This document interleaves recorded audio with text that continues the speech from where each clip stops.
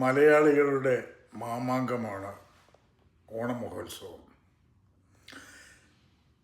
പണ്ടുണ്ടായിരുന്ന ഓണവും ഇന്നത്തെ ഓണവും തമ്മിലുള്ള ആ വ്യത്യാസത്തെപ്പറ്റിയാണ് ഇവിടെ അല്പം പരാമർശിക്കാൻ ഉദ്ദേശിക്കുന്നത്. പണ്ടത്തെ ഓണം എന്ന് പറഞ്ഞാൽ ഗ്രാമങ്ങളിലാണ് ഏറ്റവും കൂടുതൽ ഓണത്തിൻ്റെ ആവേശമുണ്ടായിരുന്നത്. ഗ്രാമങ്ങളിൽ തുമ്പപ്പൂവിൻ്റെ മുകളിൽ മുത്തമിട്ട് നിൽക്കുന്ന മഞ്ഞുതുള്ളികൾക്ക് മേലെ തുമ്പികൾ പറന്നു തുടങ്ങുമ്പോൾ കേരളത്തിൽ ഓണമഹോത്സവം കൊണ്ടാടുകയായി. ഓണത്തിന് അന്നത്തെ കാലത്ത്, അതായത് ഞാൻ പറയുന്നത് 1960കളിലെ എൻ്റെ ചെറുപ്പകാലങ്ങളിലെ കാര്യങ്ങളാണ്.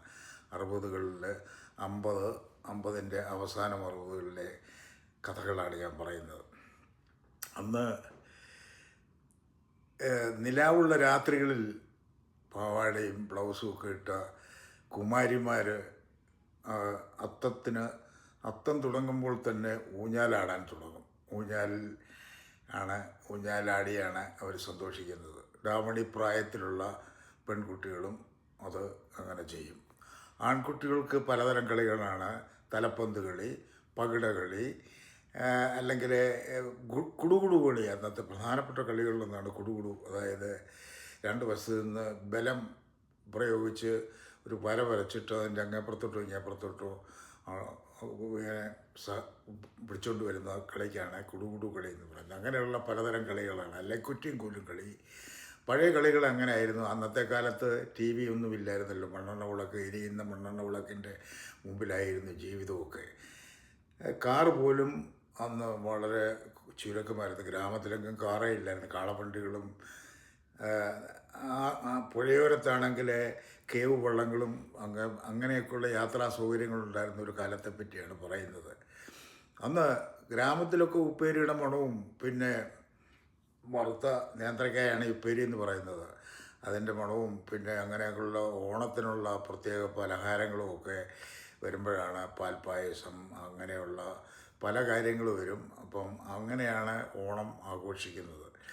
ഓണത്തെപ്പറ്റി പറഞ്ഞാൽ പല ഐതിഹ്യങ്ങളും പറയുന്നുണ്ട്. വാമനൻ മഹാബലി എന്ന ചക്രവർത്തിയെ വാമനൻ ചവിട്ടിത്താഴ്ത്തി. അതിനൊക്കെ അപ്പുറമായിട്ട് അതൊക്കെ ഒരു ഐതിഹ്യ കഥകളാണ്. അത് നമുക്ക് അങ്ങനെ ഒരു കഥകളൊക്കെ കേൾക്കുന്നത് നമുക്ക് താല്പര്യമുള്ള കാര്യങ്ങളാണ്. എന്നാൽ വാസ്തവത്തിൽ എന്താണ് ഉണ്ടായിരിക്കുന്നത്? ഓണം എന്ന് പറഞ്ഞു കഴിഞ്ഞാൽ വാസ്തവത്തിൽ ഒരു കർക്കിടകത്തിലെ പട്ടിണിയൊക്കെ കഴിഞ്ഞ് ഒരു സമ്പൽ സമൃദ്ധമായ ഒരു കാലത്തേക്ക് പോകുന്നതിൻ്റെ ഒരു കഥയാണ്. സമൃദ്ധിയുടെ ആഘോഷമാണ് വാസ്തവത്തിൽ ഓണം. അപ്പം അക്കാലത്താണ് എല്ലാവരും ഒന്നിച്ച് ആനന്ദിക്കുന്നത്, തമ്പുരാനും അടിയാനും. അപ്പോൾ അങ്ങനെ ഒരു ഫ്യൂഡൽ വ്യവസ്ഥയുടെ കാലമായിരുന്നല്ലോ അന്ന്. ഇന്നിപ്പോൾ ആ ഫ്യൂഡൽ വ്യവസ്ഥയ്ക്കൊക്കെ മാറ്റം വന്ന് ഇന്ന് കാലം വേറെയാണ്.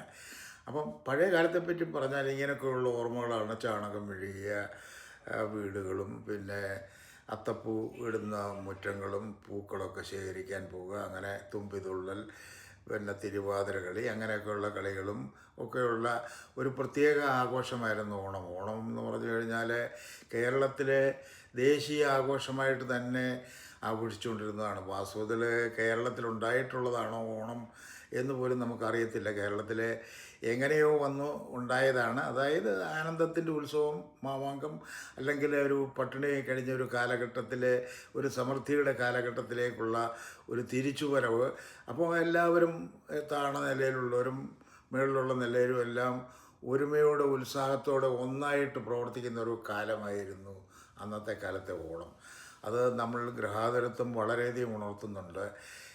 അത് കഴിഞ്ഞിട്ട് ഇപ്പോൾ കാലങ്ങളൊക്കെ മാറി ഒരുപാട് പേര് പല വിദേശത്തേക്ക്, അന്നൊക്കെ വിദേശത്തൊന്നും മലയാളികൾ പോകുന്നവർ വളരെ ചുരുക്കമാണ്. പണ്ടെങ്ങോ ആരൊക്കെയോ കപ്പൽ കയറി പോയവരല്ലാതെ അങ്ങനെ വിദേശമായിട്ട് ബന്ധമുള്ള ആൾക്കാരൊക്കെ കുറവായിരുന്നു അന്ന് കേരളത്തിലെ യുവാക്കളും യുവതികളൊക്കെ. ഇന്നത്തെ കാലസ്ഥിതി മാറി. ഇന്ന് യുവാക്കളും യുവതികളും ഒന്നും കേരളത്തിലില്ല എന്ന് തന്നെ പറയാം. അവരെല്ലാം പുറം രാജ്യങ്ങളിൽ അമേരിക്കയിലും യൂറോപ്പിലും ഓസ്ട്രേലിയയിലും ഒക്കെ ആയിട്ട് അവർ പോയി. അപ്പോൾ അവിടെ അവർ ഓണം ആഘോഷിക്കുന്നുണ്ട് ഒരു ഗ്രഹാതുരത്വത്തിൻ്റെ ഭാഗമായിട്ട്. ആ ഓണത്തിനൊക്കെ വ്യത്യാസം വന്നു. ഓണപ്പാട്ടുകളുടെ ട്യൂൺ തന്നെ മാറി. പണ്ടത്തെ ഓണപ്പാട്ടുകളുടെ ട്യൂണെന്ന് പറഞ്ഞു കഴിഞ്ഞാൽ പരമ്പരാഗതമായ ഒരു ട്യൂണും കാര്യങ്ങളും വള്ളംകളിയും കാര്യങ്ങളും. ഓണത്തിന് വള്ളംകളി പ്രധാനമായിരുന്നു. വള്ളംകളിയാണ് പ്രധാനപ്പെട്ട. പിന്നെ കടുവകളി ഉണ്ടായിരുന്നു, കടുവകളി എന്ന് പറഞ്ഞാൽ പുലികളി. കേരളത്തിൽ തിരുവിതാംകൂറിലൊക്കെ അതിനെ കടുവകളി എന്നാണ് പറയുന്നത്. അപ്പം അത് തൃശ്ശൂരാണത് പുലികളിയായിട്ട് മാറി. അത് തൃശ്ശൂർ ഇപ്പോഴും നിലനിൽക്കുന്നുണ്ട്. ഈ പറഞ്ഞു വരുന്ന പഴയ കാലത്തെ ഓണത്തെ പറ്റിയാണ്.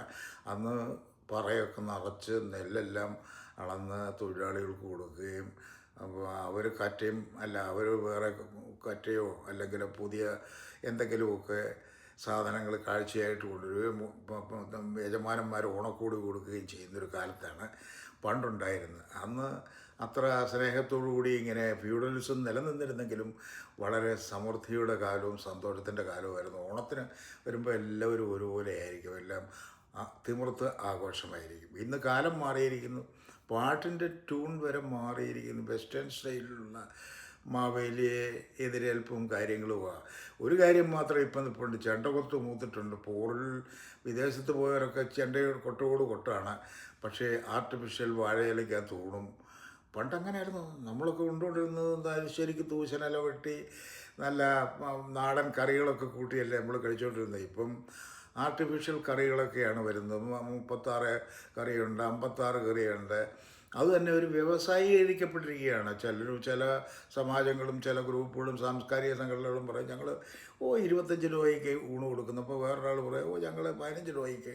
വേറെ ഇങ്ങേയറ്റം വന്ന് ചിലർ പറയും $10 ഞങ്ങൾ കൊടുക്കുന്നു ഓണം. അപ്പോൾ അങ്ങനെ നമ്മൾ മാറി. ഓണത്തെ നമ്മൾ വ്യവസായീകരിച്ച്, മാവേലിയെ വ്യവസായീകരിച്ച്, അങ്ങനെ ഓണത്തിൻ്റെ സർവ്വ ആഡംബരങ്ങളും വ്യവസായീകരിച്ച് ഇന്നൊരു ആധുനിക ലോകമാണ് നമുക്കുള്ളത്. അന്നത്തെ മാവേലിക്ക് കുടവേറുണ്ടായിരുന്നോ എന്നുള്ളത് സംശയമാണ്. ഇന്നത്തെ മാവേലിക്ക് ചിലയിടത്തൊക്കെ കുടവേറുണ്ട്, ചിലയിടത്തൊക്കെ വളരെ സുന്ദരന്മാരാണ്. മാവേലി എന്ന് പറഞ്ഞാൽ ഒരു മഹാരാജാവ്. നമ്മളൊക്കെ ചരിത്രത്തിൽ കൂടെ നമുക്ക് നോക്കുമ്പോൾ ചിലപ്പം പെരുമാൾ, കേരളത്തിൽ ചേരമാൻ പെരുമാൾ മരിച്ച പാരമ്പര്യത്തിൽ നിന്നായിരിക്കണം ഒരു മഹാബലി ഉണ്ടായിരിക്കുന്നത്. അതൊരു വളരെ സുന്ദരമായ ഒരു രാജകുമാരനായിരുന്നായിരിക്കണം ഈ ചേരമാൻ പെരുമാൾ. ആ പെരുമാളിൻ്റെ കഥയാണ്. പെരുമാൾ ഇങ്ങനെ ദ്രാവിഡനായതുകൊണ്ട് ആര്യ ഇൻവേഷൻ എന്ന് പറഞ്ഞാൽ ആര്യന്മാരുടെ മുന്നേറ്റം കാരണം അയാളെ അടിച്ചമർത്തി എങ്ങോട്ട് വിട്ടതായിരിക്കും. അതായിരിക്കും പിൽക്കാലത്ത് ഈ വാമനനെ അല്ലെങ്കിൽ മഹാബലിയെ വാമനൻ ചവിട്ടിത്താഴ്ത്തി പാതാളത്തിലാക്കിയെന്ന്. പാതാളം വിടുക എന്നുള്ളത് ആർക്കറിയാം.